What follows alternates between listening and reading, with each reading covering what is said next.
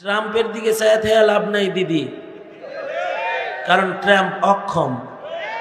জোরে বলেন, সক্ষম না অক্ষম? হ্যাঁ, অক্ষম। মোদি দাদুর কাছে আছে, লাভ নাই। আল্লাহর কোলে থাকলে লাভ। মোদি দাদু অক্ষম, সক্ষম কে? জোরে বলেন, আরো জোরে আওয়াজ করে বলেন, সক্ষম কে? আল্লাহ।